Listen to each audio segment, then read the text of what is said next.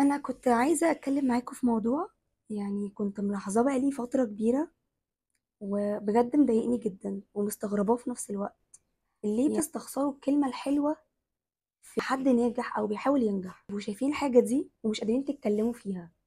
طب دي مثلا غيرة، ولا هل إن مثلا أنا مستخسرة أقول لك كلمة حلوة عشان أشجعك أو أقول لك كلمة حلوة عشان أشجعك، ولا هل مثلا الناس كلها بقت طبعها كده؟ أنا مش عارفة. يعني يا جماعة بجد حد بينجح وحد عموما بيطور من نفسه وشاطر، بياخد تريننج كتير في اماكن، بياخد كورسات، بيشتغل اونلاين بيشتغل اوفلاين، بيعمل كذا حاجه في حياته. تلاقي بقى الناس اللي قريبه ما تتكلمش، اللي هو يعني احنا مستخسرين نقول لك كلمه حلوه او نقول لك كلمه حلوه. طب ليه؟ هي دي الفكره، ليه؟ يعني هل انت شايف مثلا ان هو لا ما يستاهلش ده، ولا انت شايف ان لا اشمعنى هو وانا بعمل؟ طب ما تسعى، احنا ما بنقولش حاجه، كل الناس تسعى، ما يعني احنا ما قلناش حاجه خالص. ربنا يوفقك ويوفقني ويوفق ده ويوفق ده، مفيش مشكله خالص. ايه المشكله لما كلنا نسعى وربنا هيكرمك؟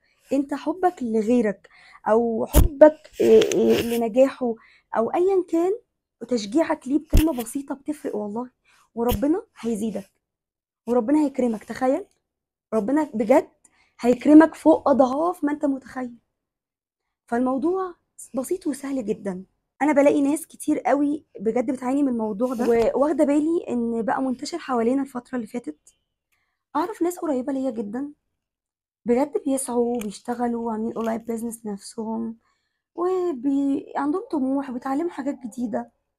بجد احبطوا وده اثر عليهم بالسلبي، استسلموا لده بكلام بسيط كان اتقال لهم، بنظره، بمواقف، مفيش تشجيع.